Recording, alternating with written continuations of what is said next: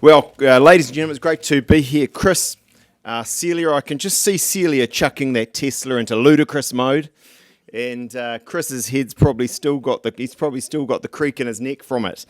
But it's great to be here, and it's an exciting day, I think. I sort of joke I do the roads to keep Cabinet happy, but the EVs are just for me. And I'm picking up my electric vehicle later next month. Actually ordered it quite some time ago, but they're selling like hotcakes, and that's a great thing. And it's taken till next month to get it. I'm not going to today really go through for you why I think electric vehicles are the future here in New Zealand. Hopefully you've heard me on that, and hopefully the economic, the social, the environmental reasons for that are clear to you. I'm not either going to go through why I think EVs are the future globally. And I think whether that's the OEMs or the car manufacturers are definitely following this strategy over the medium to long term, and whether that's as a result of, for some of them, being burned by diesel emissions scandals, and rightly so, or whether that's actually, as Chris says, and I think there's something in this, that they see, albeit a long-term one, conventional petrol cars as being something of a cul-de-sac, while they should have perhaps been getting on with different, more innovative technologies. What I want to do in my short time is give you what I think is some practical information about what you can and what I would say you should be doing. And I agree with Chris that the government's got to show leadership in this area. Indeed, I also agree with him. It's true that there's always a case for doing more. But I think firstly, I want you to understand what the government package of measures is to accelerate the uptake of electric vehicles in New Zealand, and I hope your role in relation to that. We want to get to 2% of our fleet being electric vehicles, and that's a doubling each year from 1,000 to 2 to 4 to 8, 16 to 32, and so on. And some say, well, that's not enough. I agree with them. It's not enough. 2% is not enough. It needs to be 5, then 10, then 15, then 20. But this is about achieving, ultimately, a structural change in our fleet. And we're doing that, I think, through information, through popularisation, through the infrastructure, and then through tens of thousands more on our roads as we, as I say, popularise and normalise electric vehicles in this country. So what's the government doing to meet that target? Well, we've got the RUC exemption of 2%, not just in the light fleet, although we'll be extending that to help that along, but also what is new is in the heavy vehicles, the commercial, the public transport. And I personally believe that $600 a year in the light fleet, that several $1,000s in the heavy fleet gets you actually, I think, on parity with conventional cars already. If you go over the life cycle and you factor in the energy or the very much reduced energy costs. But even if I'm wrong with that, it does go a long way to closing the gap over the life of a vehicle. And I personally reckon that in the heavy fleet, that several $1,000s a year is a very big incentive. It's going to make a real difference. Actually, the limitation here, because I know we've got Mike heavy vehicle fleets keen to get into this and to do things, is changing the law. But I can promise you we're on to that as quickly as we can be. I think probably the most significant part of the package, in fact, is one that's been passed over in a sense, to the extent there's been media commentary on this, and that's the bulk buying and the desire by government, with the private sector, with local government, to get into an arrangement where we effectively all have skin in the game and we gee up both supply and demand, because demand's definitely an issue.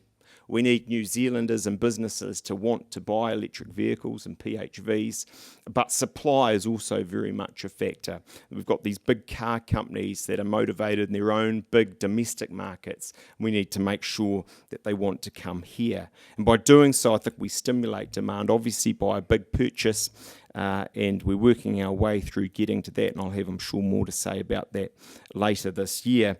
But also in terms of stimulating that demand, the second-hand fleet is the government's, as the private sector's new vehicles, that probably will be new, go through into the second-hand fleet.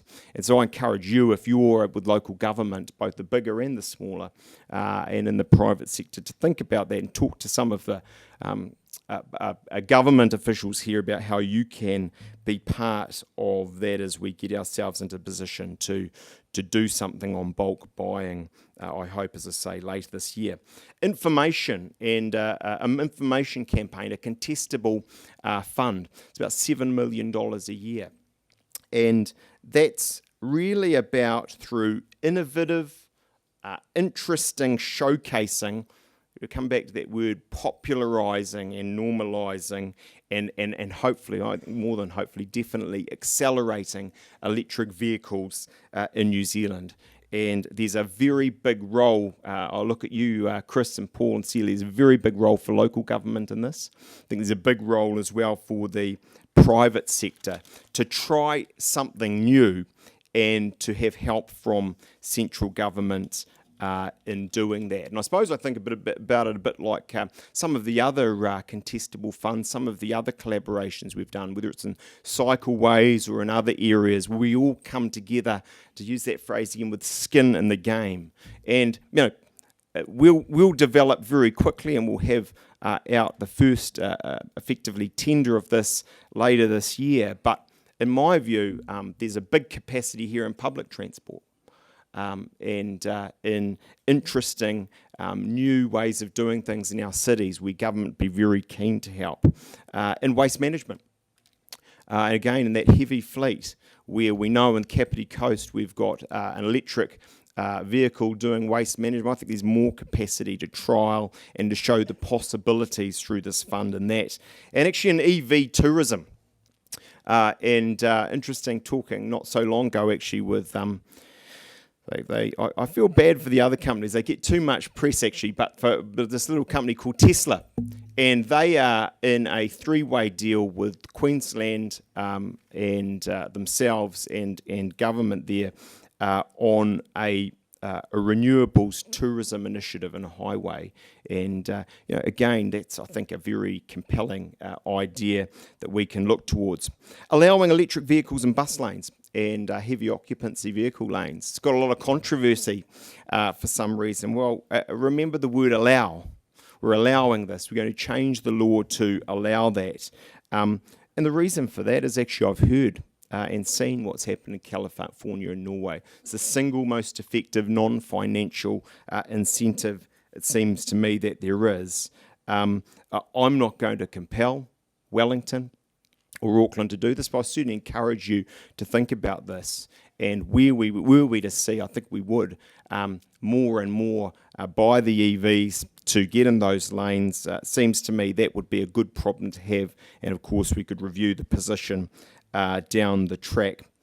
We've mandated government, the Ministry of Transport, the Transport Agency, ECA, MB, to really get in behind and provide the support for the charging infrastructure that the likes of ChargeNet are rolling out, whether that's in standards, the information, the land supply, the guidance, the overall support.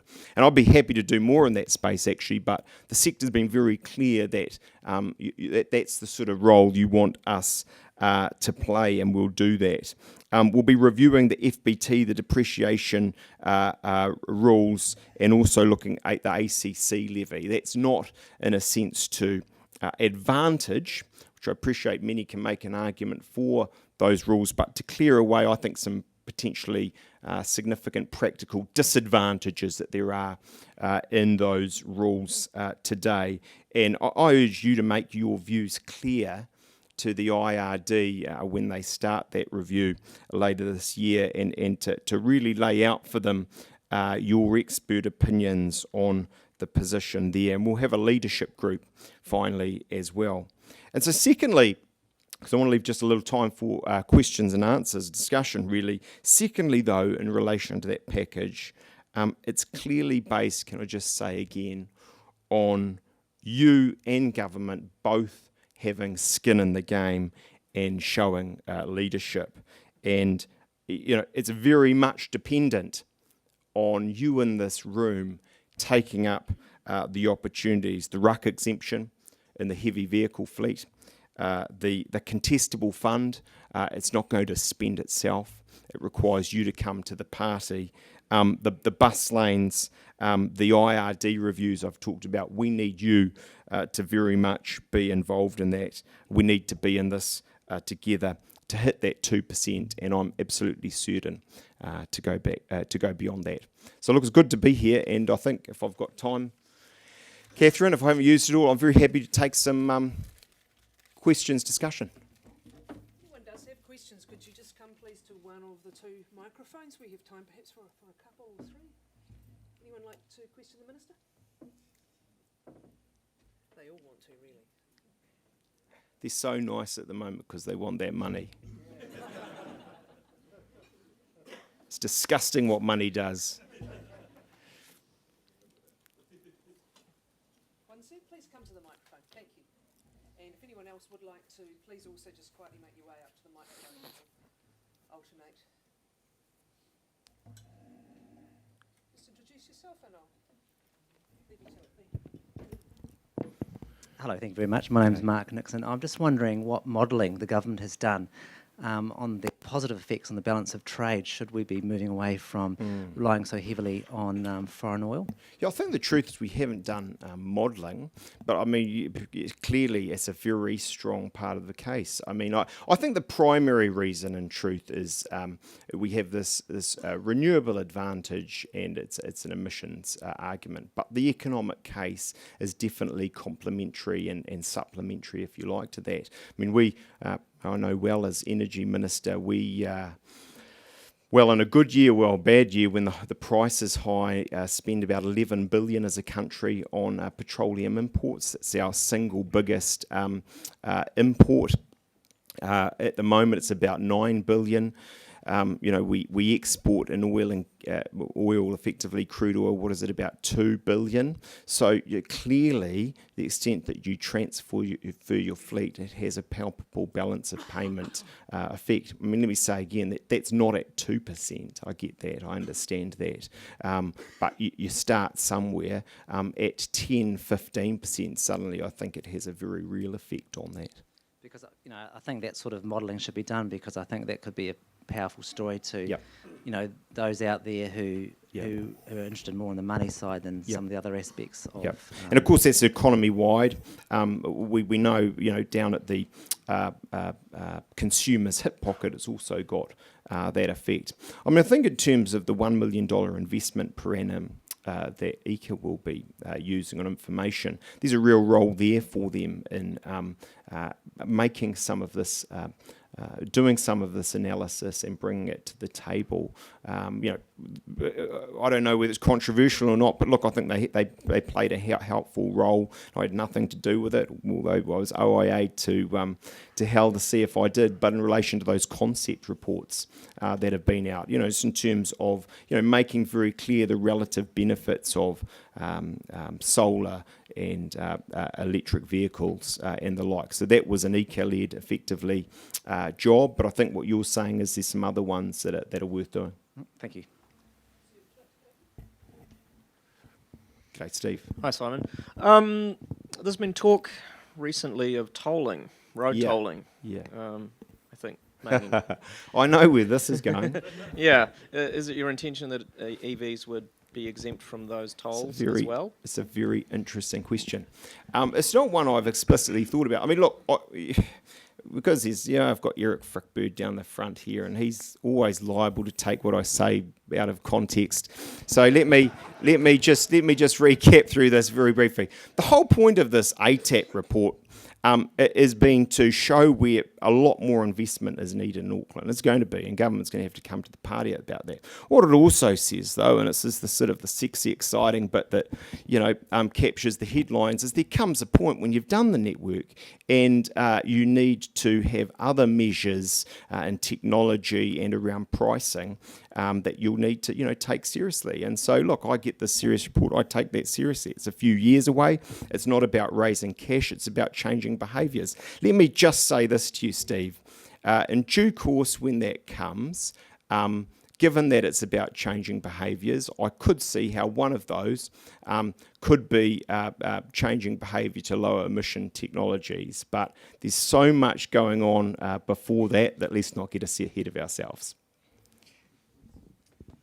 G'day, David. Just one last comment. For those who don't know me, I'm David Crawford, Motor Industry Association, so I represent the importers, the manufacturers. And just on the theme of information, we carried out a survey of the distributors, importers of vehicles in terms of what their plans are on the timelines for EVs and plug-in hybrid electric vehicles. It was something that people are concerned about on the supply side. The good news is, between now and end of 2020, there's going to be around about 45 new models introduced into the New Zealand market. A third of those will be pure EVs and 2/3 will be plug-in hybrids, around 7 to 10 a year. And as an association, that means now, with the government's incentivisation, we've started a serious look at a whole lot of other issues to remove impediments such as plug type for fast charging, the electricity regulations under the Electricity Act from connecting from homes to plugs. There's a whole lot of stuff to do, but they are coming and vehicles will be changing quite fast. Yeah, and I think the interesting thing about that, David, is that you think about the cars in our fleet at the moment that are electric or plug-in hybrid electric. They're by and large, actually, apart from the one I'm buying, European, and so they do, I think, start as a relatively luxury part of the market, but clearly, just as with any exciting technology, whether it's smartphones or what have you, they're desirable, and then they at a level democratise, and we see those numbers roll out. And what I think's incredibly fascinating is the way that the likes of there they are again, but Tesla, but also BMW and the big American car manufacturers as well are looking to democratise by having these much lower priced vehicles come into the market in the sort of the near to medium term. Thank you. I've just been mean to that gentleman. Could we take one more, and we may have time for yours, sir, but if I could just draw the line there, I really appreciate the Minister's time. Please. Thank you. Just moving back into the bus market. So currently we're working through a procurement process right across the country. Estimates are there's probably going to be about over 400 million worth of investment in new diesel buses over the next couple of years. Yeah. So any comment on that in terms of the appropriateness and how we deal with that?